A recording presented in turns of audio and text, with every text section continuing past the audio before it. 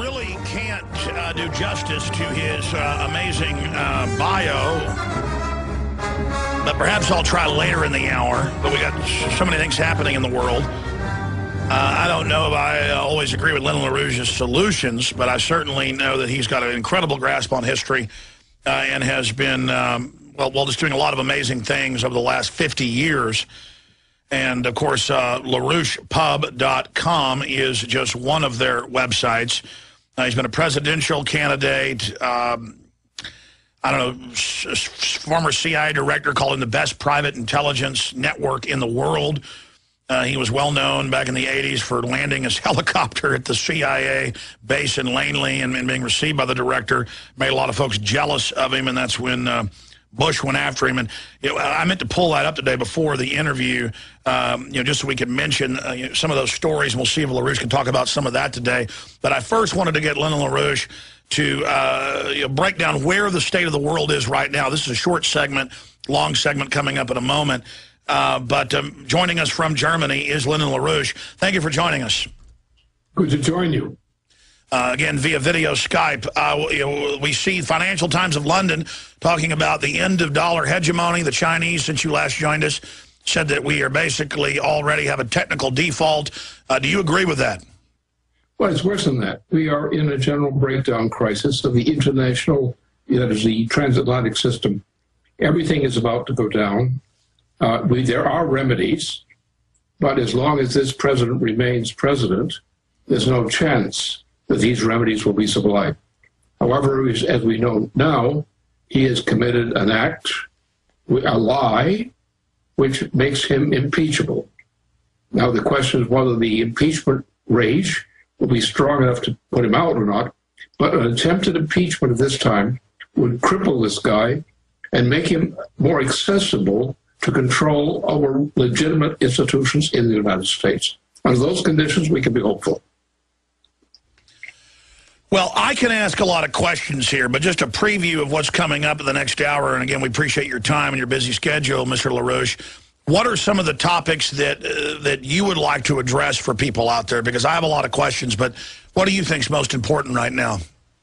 Well, first of all, is we have a problem with the British. They are, in a sense, controlling our destiny because we have a president who is nothing but a British asset. He's not really a very stable person, and he has some very bad policies. So therefore, that's one of our big problems. Another one is that the entire system, the transatlantic system, is now coming down. We've reached a point at which the failure of the last attempt at bailout, that this has created a situation which Europe has not yet corrected, which means that right now, Europe, and therefore also the United States, is on a slide down toward a breakdown as early as sometimes this coming month. There are remedies, of course, but the question is, if this guy remains president, is it possible to apply any of those remedies which do exist? Well, when we come back, we'll cover the waterfront, geopolitically, what's happening with the banks imploding, Greece by design, Ireland, and others. And I'd first like to get your analysis, sir, on, because you do know the Anglo-American establishment probably better than anybody, what their end game is, what the strategy or stratagem is, and so we can know our enemy and then understand why they're doing what they're doing. And then I want to get your forecast on what you believe will happen versus what they're attempting to do. And then we'll talk about solutions and a lot more. And then later, I noticed you never talk about yourself. And over the years doing research on you, you've had one of the fullest, most interesting lives. So I think it's important for you to talk about your historical experiences as well. Lyndon LaRouche is our guest. I'm Alex Jones, GCNlive.com, their site, LaRouchePub.com. National Security Council member Norman A. Bailey admitted in television interviews that he had regular meetings with the LaRouche Group and Lyndon LaRouche, and that he circulated LaRouche material to the National Security Council. LaRouche, you can also research in the 80s, would give briefings to the CIA director, and reportedly, would land at the Langley base via his private helicopter. I mean, I introduced LaRouche that way because LaRouche never really talks about himself. And Lyndon LaRouche, before we go any further and break down the world crisis that you've predicted and everything that's unfolding and why the system has come after you over the years, will you please, I know you don't like talking about yourself, joining us via video connection from Germany, where you are right now, but I mean, can you please spend 2 or 3 minutes kind of chronicling your life and what you've done, and from World War II? I mean, you're 90 years old, correct now, sir? Not quite. I was born in 1922. So you're almost 90. Well, I'm getting pushing it. Yes. Because you look like you're about 79 or something. I'm fortunate in that respect. I mean, any way you slice it, you're one of the most interesting people that I've ever had the pleasure of interviewing. I mean, I just want to say that. Thank you. Well, listen, I know, because you never do this, and your surrogates don't do it either. Please spend some time, because I don't think I can adequately, mark some of the high points, low points, some of the incredible things you've seen and witnessed in your life. Well, I think that my experience became significant after World War II. During the war, I was there, but I wasn't too significant. I had some experiences in Calcutta in the immediate post-war period while I was still in service. And at a later point, I emerged as an economist. And of course, I had the advantage that most of the economists are not competent in the major things that have to be done in forecasting, because they believe in the current system of forecasting, which is based on the dollar, for example, or on currencies. And currencies do not necessarily correspond to the real physical economy. And in my view, and most of my work has been in this area, is to force the issue through my forecasting of certain kinds of major events, which have been always correct, where my rivals have been failures, because they insist on statistical forecasting based on monetarist considerations. I base my forecasting on physical considerations. That is, are we doing to increase the productivity of our nation per capita per square kilometer? What are we doing to increase the energy flux density we have for making our nation more productive? These are the factors I consider. And when we have policies which are based on a monetary system, really a Wall Street system sort of thing, that people are worried about Wall Street, I'm worried about the real economy. And repeatedly, Wall Street always fails because it's actually a thief and is more interested in what they can extract from people than fostering real production. For example, good example, look at China today. What is China doing? China is absorbing the industries we have shut down inside the United States. And this means that we are becoming more and more helpless because we no longer have the food supply, we no longer have the production, the actual production, which we as a nation control, on which our economy depends. We're now in a very grave crisis.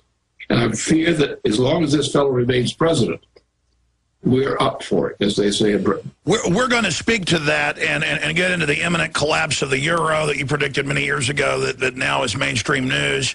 Soros admitting that there's going to be some type of crack up. I want to get into Obama and the British connection and where you see things going geopolitically. But continuing for a few more minutes to talk about Lyndon LaRouche, so new listeners out there, most of them know who you are, but only have seen a snapshot in the media characterizing you one way or the other. What happened in the 1980s? Because you had breakthroughs then when you were actually, and I've talked to folks that were there at the time, they say Ronald Reagan was reading your intelligence reports. It was admitted that the director of the CIA and the National Security Council people were listening to you. And then later, of course, that's why George Herbert Walker Bush came after you and tried to set you up for some things. But what was happening in the power structure that the highest levels of the U.S. government were listening to you in the 1980s? Well, there were a number of reasons. First of all, I was involved in the formation of the Fusion Energy Foundation during the 1970s, which became a leading science institution in the United States. And while I was doing that, I ventured into other areas, I came up with a proposal of what became known later as the Strategic Defense Initiative. It was initially my own proposal based on evidence which I had. This then, at a later point, some of the old boys from the former intelligence services of World War II came into me and said, "We like what you're doing." So I expanded it, and then I went on, especially in the very beginning of the 1980s, to extend this, and I had a major part of the retired senior military figures of Germany, France, Italy, and so forth, and many in our own country of that same circle. And they recognized that what I was doing in proposing this, that this was the way we should go. And we went in that direction, except that frankly, of course, it was known that the president at that time, Reagan, endorsed this proposal. We made a shot at getting it. We were frustrated, largely because of the liberals inside our political system. They thought that this was terrible, when it was obvious to us that we could have an arrangement in which the Soviet Union would change its policies to work with us, on our side, so to speak. And it was a very good policy. A number of Soviet leaders agreed with me, agreed this was a good policy. Well, you proposed something, a different form of SDI, though, from what from the way it was sold, though, correct? I mean, what was your plan for SDI? Well, the point is to negotiate, which I did with the Soviet government, before a new head was put in. And with those people, we had this extensive discussion for several years. And in this discussion, we outlined what the problems were, the danger of a nuclear war fought through the atmosphere and up into space, and how much better it would be to resolve our problems step by step. First of all, to realize that we cannot have a thermonuclear war. Therefore, and you cannot have a war that would not be thermonuclear among major nations. Therefore, we had to find an agreement on modus operandi. And there was a lot of agreement with that. That's why we had the German, French, Italian general officers and people like that in high-ranking positions, as well as in the United States, who agreed with this. But then, as you know, the certain forces in the United States, particularly the politicians, killed it because they used all this alarmist nonsense. And then, of course, the head of the Soviet Union would come in then, was a real problem. He was a British asset, essentially. And Gorbachev, his successor, real successor, was a mess, and still is to the present day. So we lost the fight. And then people like George H.W. Bush, he's pretty much a slob. I wouldn't want to give too much credit for him for intellect. He's old, whimpering, whiny old George. And his son isn't any better. So they moved in a different direction, and it was decided to get rid of me. It was actually an assassination plot was set up through the Department of Justice. The president's circles, then Reagan, killed that. They kept at it. And they went to frame me up and get me in prison. They tried to find a court they could do it in, and they got it. Then after about 5 years of that incarceration, I came back out and did the same old thing I always did. And I'm still doing it today. And I'm having a great time in building a youth movement which is science-oriented and classical culture-oriented. And we're doing a good job with a limited number of people. And I think we have the seeds of a good future coming out of that process now. There's a demand for it throughout the world. I think we can do it. All right. We need a decent president. Well, very, very interesting. Is the best website for folks to visit LaRouchePub.com? Because I know you have several.